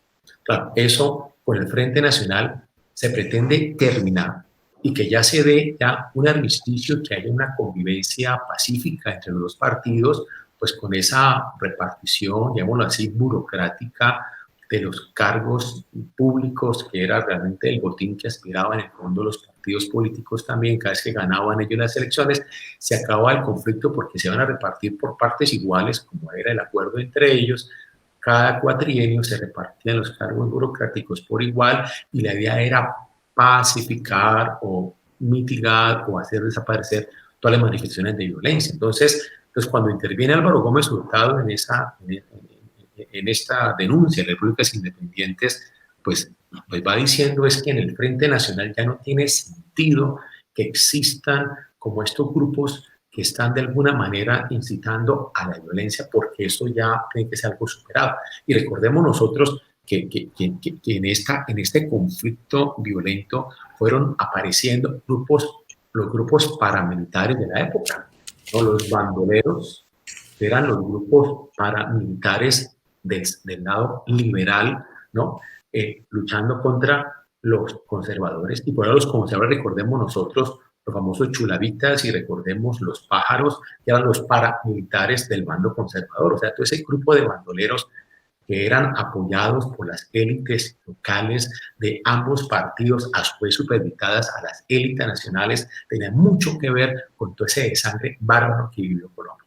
Entonces, claro, y aquí tenemos nosotros, ya el doctor lo explicó, cómo estos grupos, estos reductos, digámoslo así, digamos de bandoleros o ya grupos, digamos, liberales, nacidos en confrontación de esa violencia contra el Partido Conservador. Creo que hay otro fenómeno que vale la pena analizarlo, y la relación de estas guerrillas liberales con el comunismo. También es muy interesante ese análisis, pero en el fondo lo que está diciendo Álvaro Gómez en esa intervención, hasta donde yo entiendo, era que no tiene sentido en un Frente Nacional que busca ya un armisticio donde no se dé más violencia y estos grupos como tal ya pasen como a buen descanso, eso se dé. Pero también otro punto importante acerca de esa intervención, eso también consiguen algunos analistas también, y es que él decía, es que la presencia del Estado, ¿no? Que un Estado que era pequeño en relación con un territorio, o sea, un territorio muy grande para un Estado muy pequeño. O sea, el territorio de Colombia ha sido y sigue siendo hasta hoy mucho más grande que el Estado que puede hacer presencia allá.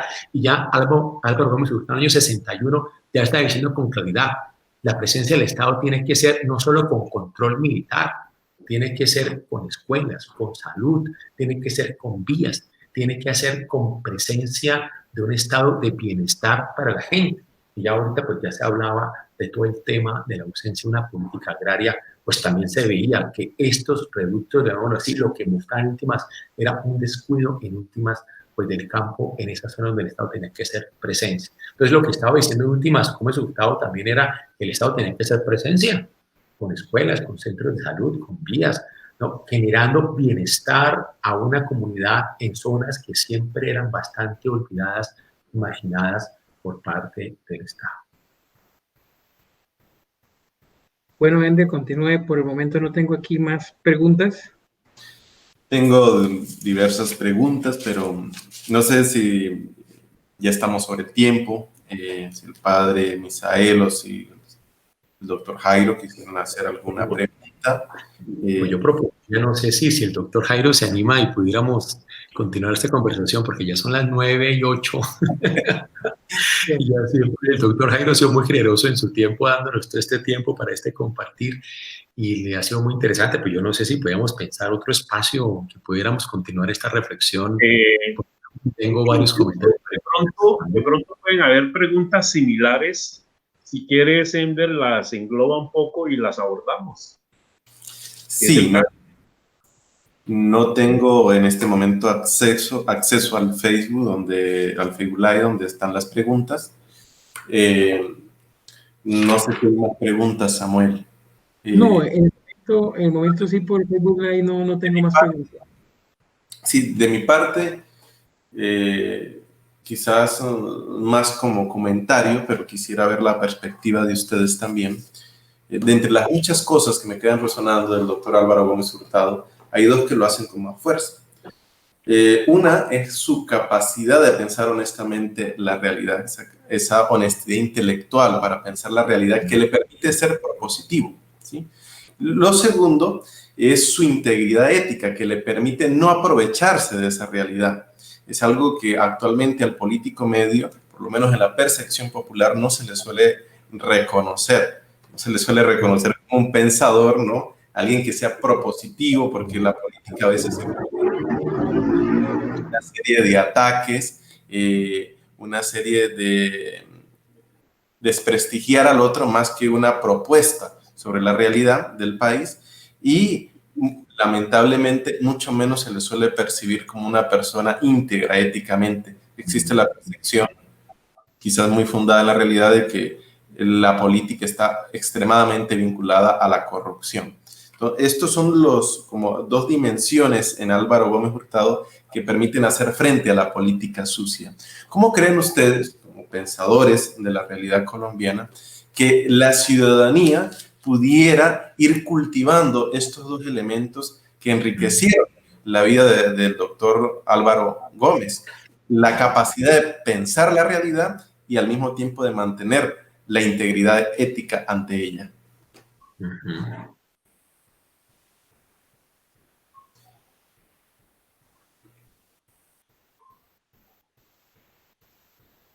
Ujú.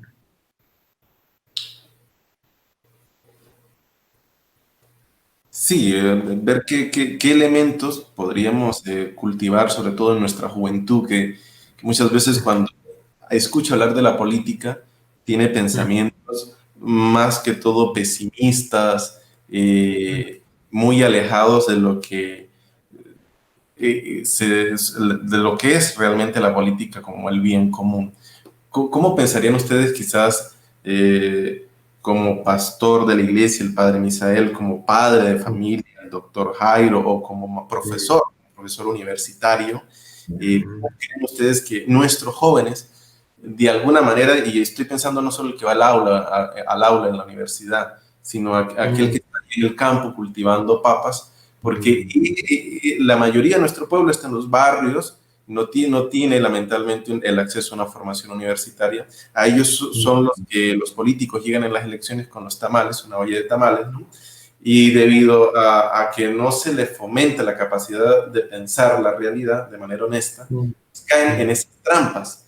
Y al mismo tiempo fomentar esa integridad ética, que sería capaz de decir, no, un momento, eso no está bien, por lo menos yo no lo puedo aceptar, ¿sí? Entonces, ¿cómo podrían, como pastor de la iglesia y como profesor universitario, quizás no en un nivel tan de cotidianidad, cultivar esas capacidades en nuestra ciudadanía?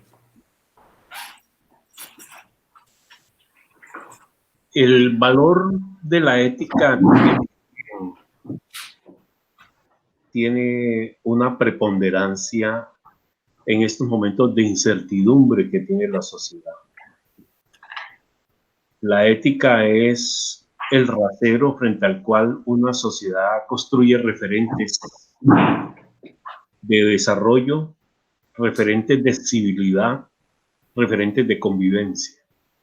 La ética no es un discurso, la ética tiene que ver con la condición humana que debemos rescatar del ser. Y frente a eso hay que hacer una pedagogía muy masiva en diferentes escenarios. Esta semana precisamente en la ESAT, que es la institución donde trabajo, hicimos un conversatorio sobre la responsabilidad del servidor público. ¿Por qué hay tanta corrupción en la administración pública? ¿Cómo rescatar el valor de la ética? ¿Cómo rescatar el valor de lo público? Y es que eso no se reduce exclusivamente al dirigente político. Eso ha permeado la sociedad colombiana en diferentes escenarios. Uno de los efectos más graves que generó el narcotráfico en Colombia es ese intangible que tiene que ver con el elemento cultural. Una juventud que mira lo mediático, que mira el desprecio por el trabajo, y que frente a ese sentido el hecho de ascender en la escala social se hace en términos mediáticos de 6 meses, un año, de construir y de lograr dinero fácil, esos referentes en la sociedad los impactó la subcultura del narcotráfico en Colombia. Eso nos afectó de manera sensible. Nosotros hemos cuantificado el impacto que produjeron las voladuras, que produjeron las bombas y que produjeron pérdidas materiales. Pero esa pérdida cultural que impactó la sociedad todavía no la hemos dimensionado. Y tiene que ver con eso.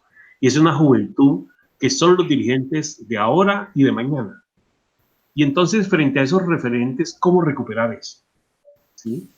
Entonces, generar, cuando nosotros hacemos en culturas cuando hacemos encuestas de cultura ciudadana, encontramos cómo la percepción del desprecio por la legalidad es bastante alta. Uno pregunta, ¿usted conoce las normas de tránsito? Y dice, sí. ¿Por qué las viola? Dice, porque todo el mundo lo hace. Entonces, reproducimos ese tipo de comportamientos masivos que hacen fácil y que hacen superfluo y que hacen desde ese punto de vista que la sociedad asuma esos referentes. Yo creo que estos espacios de formación que está haciendo la iglesia, que hacemos desde la academia, nos van a generar toda una posibilidad de reflexión, de que logremos una masificación en los diferentes procesos asociativos donde se pueda impactar para que realmente el valor de lo público, el valor ético de la sociedad, la condición humana por encima de lo ideológico, sean elementos supra que se pongan en el escenario de entendernos, de tolerarnos y desde ese punto de vista construir procesos. Creo que es una tarea ardua donde hay que generar mucha creatividad, masificarlo y lograr desde ese punto de vista impactar en las diferentes escalas de la sociedad, tanto en lo público como en lo privado y en los mayores escenarios, sobre todo en nuestra juventud, en nuestra niñez, está empezando a formarse, qué tipo de valores se está generando allí con todos estos sectores poblacionales. Creo que ese es el reto en el cual no tenemos la receta, no tenemos la fórmula, pero es indiscutible que no tenemos un instrumento distinto a educar y a generar procesos de sensibilización, de intervención, de acompañamiento para que desde ese punto de vista podamos generar unos referentes éticos para la sociedad. Yo quisiera, pues, a ver, los dos puntos del que pregunta Ender, acerca de pensar la realidad. Tú planteas dos preguntas en una, ¿no? El tema de pensar la realidad y el tema de la integridad ética. Bueno, acerca de pensar la realidad, es muy interesante lo que el doctor Jairo nos decía, era que Álvaro Gómez Hurtado fue un periodista, es decir, una persona que se interesó pues, desde el periodismo por todo lo que en el país pasaba. Y a través del periodismo él tuvo un contacto muy cercano con lo que es el país y en todos los ámbitos, ¿no? El doctor Jairo nos recordaba pues cómo él en el periódico del Siglo empezó de cosas muy sencillas hasta cosas más complejas, caricaturista, manejaba los logotipos, todas las noticias que había de arte, de cultura, de historia, de realidad política, etc. O sea, lo que es que el país le quepa a uno en la cabeza, el preocuparse por lo que pasa en el país. Y aquí viene una pregunta muy seria y es cuáles son las fuentes nuestras de información. Es lamentable que en general nosotros reduzcamos nuestro acceso a lo que pasa en el país a lo que nos llega por las redes sociales. Hay personas que solo leen noticias que le llegan por Facebook. Eso es lamentable, porque realmente vamos a tener una visión tan reducida y tan pobre de lo que pasa en el país que nunca nos va a poder caber. Es que ni el país, ni siquiera un fragmento chiquito del país, porque vamos a estar con una mirada así, unas orejeras como de burro siempre frente a nosotros. No, yo creo que es un tema que tenemos que mirar cuáles son nuestras fuentes de información, nosotros qué tipo de documentales, programas de televisión, periódicos, informativos nosotros leemos para realmente acceder a lo que está pasando a nivel nacional. Y no podemos quedarnos nosotros con el pasquín o con ese programa de radio o televisión que es un pasquín. No, tenemos todos que tener una mirada amplia y poder mirar fuentes de información serias, creíbles, independientes, que analicen, que pongan a reflexionar a la gente. Creo que ese es el primer punto que tenemos que mirar realmente muy, muy seriamente. Entonces, claro, el periodismo hizo que Álvaro Gómez Hurtado fue una persona que pensara en el país y que el país le cupiera realmente en la cabeza. Creo que es un punto importante. Lo segundo, el tema de los estudios sociales. Mira, es muy lamentable cómo en el país durante varios años el estudio de la historia, por ejemplo, se quitó de los currículos académicos. No, los estudios sociales, el tema de la historia, de la geografía, de la ciencia política, tenemos que meterlo en los currículos académicos, desde la primaria, el bachillerato y la universidad, porque son materias que nos ayudan realmente a analizar con categorías de interpretación social lo que en el país acontece. Y quedarnos sin estudios sociales es reducirnos solamente a una efectividad mecanicista, o sea, quedar nosotros como robots que aprendemos a hacer cosas, pero nunca pensamos, ni analizamos, ni cuestionamos, ni reflexionamos. Y ahí recordar cómo, y pensando nosotros en tema o sea, lo que dicen los han estudiado, y por cierto yo recomiendo mucho los que les interesan estos temas, y a mí me gustó mucho. Yo no, realmente debo confesar que yo no soy ningún experto en Álvaro Gómez, pero sí me ha gustado lo poquito que he leído de él, y hay algo que produjo hace poco Juan Esteban Constaín, un gran maestro, un gran escritor, historiador, sobre Álvaro Gómez, se llama Álvaro, su vida y su siglo. Y ahí él resalta cómo desde pequeño, en sus diálogos con Laureano Gómez siempre buscaba un interlocutor. Es interesante. A veces le preguntaban a él, y yo lo he visto en algunas entrevistas que le hacían por televisión y que encuentro uno en YouTube, que si el papá era arbitrario e impositivo, y era gritón, y era mandón, y era dictador. Decían, no, nuestro papá, Laureano Gómez, no solamente con Álvaro, sino con los hermanos de Álvaro Gómez, era siempre dialogante, siempre conversaba, era un interlocutor. Oye, qué interesante eso. Claro, porque los que se imaginan a un Laureano Gómez, ¿no?, dictatorial, y que suponen que Álvaro Gómez, como el papá era retardario y cavernario, etcétera, pues encontramos que en la casa, papá e hijo lo que hacían era dialogar, era conversar. Y siempre Laureano Gómez buscaba en su hijo Álvaro un interlocutor para hablar de todos los temas sociales y políticos del país. Y yo creo que eso nos pone a pensar cómo en nuestras familias y en los hogares nosotros hemos fracasado en eso. O sea, preguntémonos eso un poco, o sea, a nivel de las familias y de los hogares, cómo los papás enseñan a los hijos a dialogar sobre temas sociales, políticos y económicos con hondura, con reflexión, con conocimiento de causa, realmente con estudios, y que se pueda conversar sobre el tema. Pero cuando uno lee o mira esas reacciones tan furibundas de algunos, o ve unas reacciones tan violentas, por ejemplo, yo estaba pensando ahorita pienso en Colombia, todo lo que está pasando con los líderes sociales, los excombatientes de las FARC asesinados, con estigmatización de la protesta social y expresiones esas muy duras. Lo que uno se pregunta es cómo en esa casa, cómo en ese hogar faltó una educación donde se aprendiera a dialogar, a interlocutar, a conversar con altura y con profundidad en los temas sociales, políticos, económicos del país. Y otra cosa interesante, y es que también lo dice Juan Esteban Constaín en su libro, y era como el papá, Laureano Gómez, a su hijo lo invitaba a leer los clásicos, a leer en profundidad. Yo creo que es un desafío serísimo para los muchachos de hoy, y hasta nosotros también, que ya no leen. Ellos lo que miran es lo que ven en el Facebook, o lo que ven en las redes sociales, o lo que les llega por el computador, o el video, ¿no? Pero no leen. Entonces, este Álvaro Gómez es interesante que por el papá, él comenzó, luego él se independizó y sin duda que tuvo una formación cultísima en muchas áreas, pero leyendo los clásicos. Por ejemplo, leyéndose, por ejemplo, Osvaldo Spengler sobre la decadencia de Occidente, los 4 volúmenes, o leerse Plutarco, las vidas paralelas, y luego leerse Shakespeare. O sea, todo esto era conocer a fondo desde los clásicos una interpretación de la historia y de la cultura. Es un punto interesante, ¿no?, para los jóvenes de hoy, pero también para nosotros, cómo abordamos los clásicos, porque ellos nunca pierden vigencia y nos ayudan realmente a unas comprensiones del mundo que la inmediatez de los medios de comunicación actuales no nos permite realmente tener.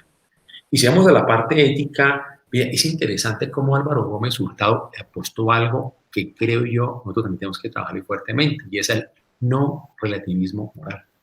Cuenta, pues, como Juan Esteban Constaín en su libro, que el mismo día que a él lo mataron, No, pero en el día anterior a que lo mataran a él, en ese 2 de noviembre del 95, pues cuenta la esposa, Margarita, la esposa de Álvaro Gómez, que el día anterior, antes de acostarse, él y ella le dieron un par de párrafos de El umbral, cruzando el umbral de la esperanza. Ese fue un libro que escribió Juan Pablo II, ¿no? Ya pensando en el fin del milenio anterior y ya preparándonos al milenio en el cual estamos nosotros. Y ahí decía Margarita, que Álvaro Gómez decía, a mí lo que me gusta de este Papa, Juan Pablo II, creo que era católico creyente, es que él va contra el relativismo moral. O sea, se busca realmente que valores morales sean realmente válidos y que por ello nosotros podamos luchar fehacientemente. Y claro, y ahí citaba la relevancia que le daba Álvaro Gómez Hurtado también al esplendor de la verdad, otro documento del Papa Juan Pablo II. Yo sí creo que es un punto por el cual creo yo tenemos que trabajar, ¿no? Y es unos valores que sean realmente inmanentes, que no sean relativos ni que dependan del parecer individual de las personas, sino valores que nosotros podamos realmente apostarle decididamente. Y vean ustedes el lema que él propuso para su última campaña presidencial, muy bellamente, ¿no? Decía que no mate la gente para que valga la pena vivir. Ahí tenemos un valor moral que es totalmente no negociable y que es inmanentemente valioso y que no queda al relativismo, ¿no?, de las personas según su parecer particular. Yo creo que es algo que tenemos que trabajarle, me parece a mí como muy seriamente en nuestros contextos como educadores, profesores, evangelizadores, trabajarle al no relativismo moral. Muchísimas gracias, Padre Misael. Muchísimas gracias, doctor Jairo. Creo que... Perdón que lo interrumpa, pues aquí finalmente hay como 3 comentarios más y una pregunta. Voy a leer los 3 comentarios porque de pronto no alcanzan a contestar la pregunta por la hora, ¿no? Pero sí quería como darle el espacio a las personas que lo escribieron rápidamente. Nos dice Elcita Triana, que es nuestra catequista formadora de niños, nos dice ella: la buena educación, el respeto a lo ajeno, los valores o todo lo que nos rodea, incluyendo a la naturaleza, el amor a la patria, aunque se debería reforzar en el niño desde la escuela, todo esto debe ser ejemplo para el niño en las casas. Eso nos dice Elcita Triana. Nos dice Luis Eduardo Barriga: el Papa Francisco dice en la última encíclica, en el numeral 158, me permito volver a insistir que la política no debe someterse a la economía y esta no debe someterse a los dictámenes y al paradigma eficientista de la tecnocracia. Y nos dice Marta Lucía San Miguel: el señor Gómez Hurtado fue una persona muy educada y culta en todos los campos. Eso produce miedo de compartir con el país, porque la disciplina, el orden y la educación no caben en la política y menos en una presidencia. Eso produjo susto en el mandato y en el Congreso y en los partidos, que lo más fácil fue sacarlo del camino. Entonces simplemente hay una pregunta más, pero de pronto ya no alcanzamos, entonces quería simplemente sí hacer estos 3 comentarios. Gracias, Ender. Muchísimas gracias, Samuel. Gracias a todos los que nos han acompañado de manera muy fiel, pero al mismo tiempo con un interés de contribuir y de construir un país mejor. Me queda resonando todo esto y qué interesante sería hacer como una serie de presentaciones, el doctor Jairo después nos acompañara, sobre personajes pensadores de Colombia, ¿no? Porque ya que los medios de comunicación lo que nos presentan es la vida de Pablo Escobar, entonces, cómo nosotros de manera ciertamente, quizá la palabra no sea la más correcta, pero sí subversiva contra el sistema dominante en los medios de comunicación, presentemos a los auténticos colombianos, aquellos que han contribuido de manera positiva con su pensamiento al país y al mundo, como Laureano Gómez Hurtado, grandes pensadores que tiene Colombia y vale la pena dar a conocer, debatir en espacios como estos. Gracias nuevamente, doctor Jairo. Esperamos que nos siga acompañando. Mucho gusto, estoy receptivo a participar cuando usted, Javier, lo tenga. Gracias, Padre Israel. Ha sido un gusto compartir con ustedes esta noche. Sí, doctor, muchas gracias. Y la invitación que hace Ender realmente es la nuestra, doctor. Gracias por acompañarnos y de verdad queremos contar con usted para que sigamos enriqueciéndonos con su sabiduría y experiencia sobre estos y otros temas, su docencia, su cátedra, lo que ya mencionaba de su trabajo público y educativo es realmente formidable y nos ayudará. Todos queremos formar cada vez más a nuestra feligresía, pero también a la ciudadanía en general, sobre el compromiso que nos toca a todos de construir una Colombia mejor. Y yo sé que usted, doctor, nos podrá también apoyar mucho en esta reflexión e implementación de lo que podamos hacer. Muchas gracias. Con mucho gusto. Listo. Bueno, muchas gracias a todos. Okay. Recuerden que este conversatorio queda aquí automáticamente grabado en nuestra plataforma de Facebook Live e inmediatamente se sube a nuestro canal de YouTube, Parroquia Sagrado Corazón de Jesús Bucaramanga, para que lo puedan replicar, para que lo puedan compartir, porque ha sido una experiencia bien interesante. Entonces, muchas gracias a todos y que pasen feliz noche. Con mucho gusto. Bueno, muchas gracias. Doctor Jairo, muchas gracias. Ender, muchas gracias.